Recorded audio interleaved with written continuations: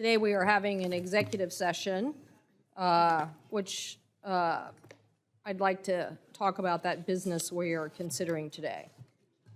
This morning we will be considering several nominees to fill positions at the Amtrak Board of Directors, the Surface Transportation Board, the Communication for Public Broadcasting, the Marine Mammal Commission, and Coast Guard promotions.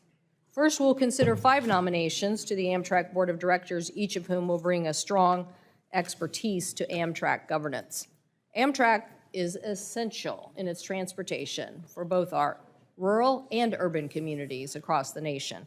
In the state of Washington, Amtrak's long-distance service of 15 communities such as Wenatchee, Pasco, and Centralia, and many others, are key to our transportation alternatives. Washington is a significant beneficiary of these routes, with 43% of the Empire Builder riders and 50% of Coast Starlight riders getting on or off at stations in Washington or stations in Portland, Oregon. Thankfully, every single Amtrak board member we are considering today has committed to continuing and supporting Amtrak's long-distance service. At the hearings, we pressed for the need for Amtrak to improve its hiring to get all routes operating at pre-pandemic levels. After pressing the nominees in Amtrak, they have made progress. The company has hired 404 employees in October, up 33% from the monthly hiring average of last fiscal year. Important to Washington State, Amtrak hired the crew members to restart one of the Cascades round-trip services to Vancouver, British Columbia that has been shut down for far too long. However, more needs to be done, which is why I secured commitments from every one of the Amtrak nominees to hold Amtrak accountable for executing their workforce development plan. Next, we will consider Robert Primus to be a member of the Surface Transportation Board. The Surface Transportation Board provides a critical role in overseeing the freight rail industry, which is currently struggling with ongoing nationwide service issues, and Mr. Primus has held the industry to that account. For instance, next week, the board is holding a hearing on Union Pacific's skyrocketing use of freight embargoes, which have increased over 3,000% since 2017. This practice of rejecting rail shipments because their networks are too congested, in part due to workforce shortages, deserves close and continued scrutiny. I am supporting Mr. Primus because I am confident he will continue to work to ensure the United States has a rail network that is able to efficiently move our nation's goods. Next, we will consider Ruby D. Calvert and Diane Kaplan to be members of the Board of Directors of the Corporation for Public Broadcasting. Ms. Calvert, first appointed in 2018, currently serves as the vice chair of the Corporation for Public Broadcasting Board, and she previously served as the general manager for the Wyoming Public Broadcast Service, a member of the National Public Broadcasting Service Board, and a member of the Board of Directors of America's Public television stations. Ms. Kaplan formerly served as President and CEO of Rasmussen Foundation and CEO of Alaska's Public Radio Network. Ms. Calvert and Ms. Kaplan will work with their fellow board members to further Consumer for Public Broadcasting mission and providing universal access to commercial high-quality content on our airwaves. We will also be considering the nomination of Dr. Susan Ward, Dr. Andrew Reed to be commissioners of the Marine Mammal Commission. Dr. Reed is a professor of marine biology at Duke and director of Duke's Marine Laboratory, and he is a leading scientist who has studied marine mammals, seabirds, and sea turtles and has published more than 200 peer-reviewed publications. Dr. Moore is a research scientist based in Seattle, currently serving on the Marine Mammal Commission's Committee of Scientific Advisors. As an affiliate professor for the Department of Biology at the University of Washington, Dr. Moore has 40 years of research experience on whales in the Pacific waters and the Arctic. She has spent 20 of those years serving in various positions at NOAA and previously served on the working group of the International Whaling Commission. It is clear the Commission will greatly benefit from both Dr. Reed's and Dr. Moore's years of experience and work to conserve the world's marine mammal population. Finally, we will be considering 288 Coast Guard promotions. These Coast Guard commanders, captains, rear admirals will fill important posts across the Coast Guard.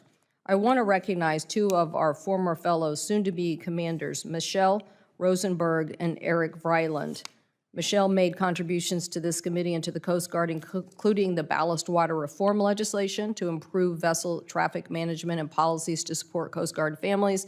And Eric helped to usher in the Coast Guard's first woman commandant, working tirelessly over the last year on our Coast Guard bill legislation. Before I turn things over to my colleague, Ranking Member Wicker, I'd also like to, at this moment, just in case we don't get another chance, recognize Senator Blunt for his service to this committee and to the Senate. Senator Blunt, you have left an indelible mark on this committee for several reasons. Most visibly, this beautiful committee room, and it's been restored to the aesthetic and equipment that is, you have the historic aesthetic, but the modern equipment that has made this dais probably the best dais in the Senate today. To commemorate your work, we are working on installing a plaque so that members and visitors in this room will know that you led the charge in restoring the grandeur of a 1908 room while making it functional for the 21st century. So we thank you for that. But it has been a privilege to work with you on a number of important legislative efforts, including the Aviation Subcommittee and your efforts on making sure that we make progress to the American people, including the CHIPS and Science Act and the Air Grant Program, which will hopefully be fully funded to usher into the Capitol an executive branch a new generation of technical experts to help us on safe aviation policy decisions in the future. And you've been a great champion for Manufacturing USA, which I greatly appreciate your work in including that as part of the CHIPS and Science Bill. So now I'd like to turn it over to Ranking Member Wicker, who I have to say, I'm very sad to say that you are moving over to the Armed Services Committee. I'm very proud of what we have accomplished together for our nation, and including aviation safety legislation, the COVID-19 package for transportation workers, and important must-pass legislations during the pandemic to prevent fraud scams. The Surface Transportation Investment Act, which was a major, major accomplishment by this committee, the Bipartisan Infrastructure Bill, and many of the major issues for Amtrak. I know you'll remain a member of this committee, and you and I will remain committed to getting a Gulf service, rail service that will finally return this service to an important part of your community. It was no small feat to pass the PIPES Act of 2020 to improve the safety of natural gas pipelines across this country, and I'm very, very proud you and I worked together on the CHIPS and Science Bill. We still have a lot to do in finishing the USICA conference and Spectrum for the FCC, the Coast Guard authorization bill, which is moving through our process, but I can't say enough about the working relationship and accomplishments of what we've been able to do together, so thank you for that. Well, thank you, Madam Chair, and I'm glad you made it clear during your remarks that I will not be leaving the committee. I'll simply be leaving the ranking member position to take that capacity in the Armed Services Committee. I'll be moving a few seats down the way here. Thank you very much for the kind remarks and for the summary of our accomplishments. I have enjoyed working with Senator Cantwell as both chairman of this committee myself and as her ranking member, and I appreciate the list of accomplishments that she has stated. We are very close to a quorum. I don't know if I can speak slowly enough to get the additional handful of members here, but thank you for convening this executive session. It does involve a number of key nominations within the committee's jurisdiction. I will make the motion to report these nominees being considered by the committee today for the Amtrak Board, the Surface Transportation Board, the Marine Mammal Commission, and the Board of Directors of the Corporation for Public Broadcasting. Additionally, I want to congratulate 288 men and women in the U.S. Coast Guard whose promotions will be advanced to the full Senate today, and I hope for their speedy confirmation. In particular, I want to recognize a former Coast Guard fellow in my office, Andy Pate, and Brendan Gavin, who is with us today and who is currently a Coast Guard fellow on my committee staff. They're both included on the list of promotions to the rank of captain, which the committee will vote on today. While I will support reporting the Amtrak board nominees to Democrat seats on the board, I will follow established precedent of withholding support for their confirmation by the full Senate until we have nominees for Republican seats, which are also ready for confirmation by the full Senate. I also want to emphasize the need for Amtrak to serve all its customers effectively, including on the national network. And I appreciate the chair's comments in that regard. As several of us on this committee have observed, these nominees are concentrated in states served by the Northeast Corridor, yet they must be willing to focus on improving the quality of Amtrak's operations around the country. So thank you, and I yield back to you, Senator Cantwell. Thank you, Senator Wicker. We are awaiting one more member, and I do think someone is on their way. Hopefully, they will be on their way soon. Well, perhaps I can read the motion, which will take some time. Okay. Make the motion, Senator Wicker. Madam Chair, I move that PN 2043, David Capozzi to be a director of the Amtrak Board of Directors. PN 2044, Anthony Kosha to be a director of the Amtrak Board of Directors. PN 2045, Christopher Coos to be a director of the Amtrak Board of Directors.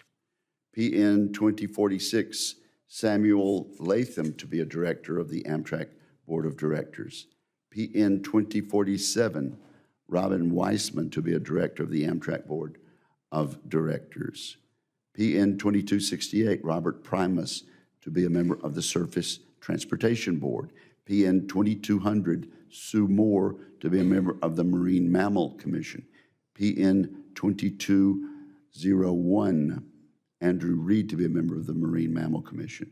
PN 2136, Ruby D. Calvert to be a member of the Board of Directors of the Corporation for Public Broadcasting. PN 2312, Diane Kaplan to be a member of the Board of Directors of the Corporation for Public Broadcasting.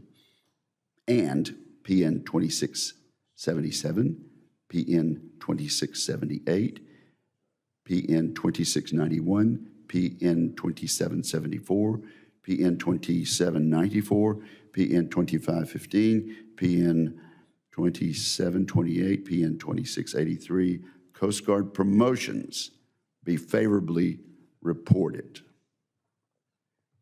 Is there a second? Second. Is there discussion?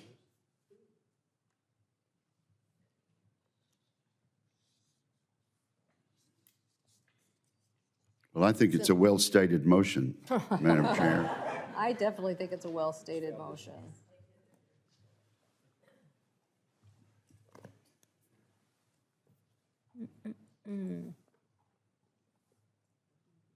Senator Blunt, do you have any suggestions on how we'll operate this dais without you and the nominees before us? Yeah, I've been on the Commerce Committee, House and Senate since my third year in the House, so 23 years, 24 years, and on the committee. I've loved the committee. I like the broad jurisdiction of the committee. I'm pleased with the opportunity to serve with the members of the committee. As it relates to the dais, I did wonder how we'd turn this room around, and I'm pleased with the result and the way we were able to use the entry room in a more appropriate way for our committee. I will say, Chairman, you were very interested in what this was all going to look like, and Chairman Wicker at the time even more interested, and we took advantage of he and Gail Wicker to talk about the tradition, the paint options and other things that are in the room. But I'll also point out that since my office is 100 feet away from this room and was much less convenient to the room we were temporarily meeting in. This project did get high on the list of the architect of the Capitol in a way that only the Rules Committee can encourage. And so it was the #1 priority for quite a while to get in. And then we stayed in the other committee room because we could distance more easily in the other committee room for even several weeks after this room was available. But the technology has been helpful. The room has worked. More importantly, the two of you have worked to really be part of significant things coming out of this committee. Since we moved in this room and before, I think you and I, when we did the last FAA bill, were the principals on this committee involved in that. And the opportunity to work with you and the opportunity to work with Roger Wicker, who I served with in the House and worked with closely there, has been great. And I'm trying to decide whether to mention to Mrs. Blunt that there's another plaque or not in the room. But thank you for your thoughtfulness. And Well, we definitely want to have a little commemoration of that. I don't know that anybody else has a dais like this established yet. They do not. And so we are unique in that regard, and obviously the interactivity of members being able to follow probably just like this moment that we have right now. So we'll find out whether Senator Schatz literally did leave his other hearing and is on his way and arriving momentarily. And so certainly appreciate members' indulgence for just a few more minutes. Senator Thune. Well, Madam Chair, we'll hate to lose Senator Blunt off of this committee. As he pointed out, he has a long history and experience on these issues going back to his days in the House. And I know through the years, I very much enjoyed working. We share a lot of common issues and interest on our two states, and much of which fall under the jurisdiction of this committee. It's a committee that has a rich history and, frankly, the broadest jurisdiction, I believe, of any committee in the Congress.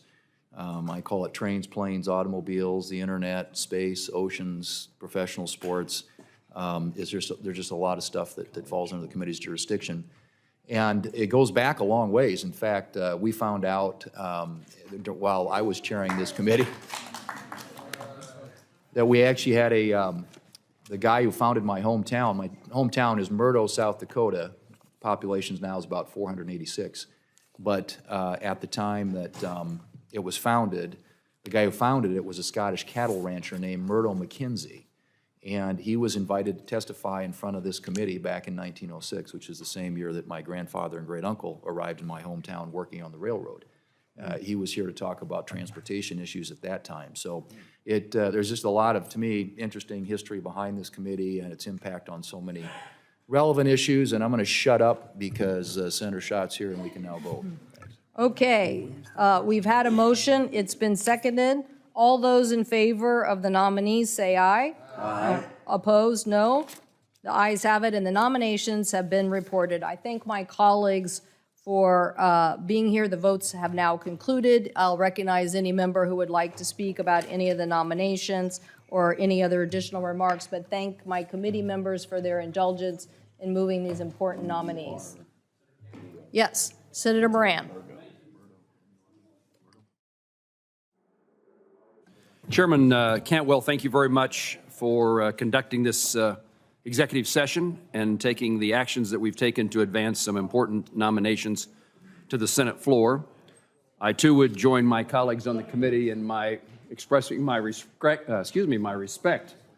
for Senator Blunt and his work on this committee and in the United States Senate and the time that we were in the House together. And I wish him and his family the very best into the future. The only thing good about Roy's departure is that he's senior to me on this committee. Other than that, I'm sad to see him go.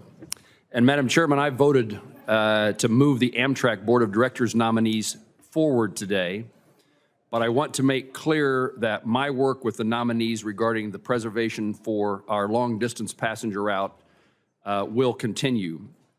In fact, perhaps it's just once again beginning. I will hold them to their words of support expressed in their confirmation hearing. This nation, it is important for support for passenger rail routes in regions like the Northeast Corridor, but it is equally important for the rural transportation alternatives to be maintained and enhanced. In Kansas, we benefit currently from the Southwest Chief, and we continue to look to benefit further from the Heartland Flyer. For thousands of Kansans who live along these routes, it's a very long drive, and the Southwest Chief represents an important link for them to connect with the rest of the country and for bringing visitors from the outside of our state to contribute to the economic well-being of our state. I'm committed to ensuring the preservation of our nation's long-distance passenger rail service, and I look forward to the work ahead with each of the nominees based upon their commitment to me and to this committee. And I appreciate you and Senator Wicker both highlighting those commitments. I thank the chair for the opportunity to speak. Yeah, thank you, Senator Moran. Are there any other comments? If not, we're adjourned.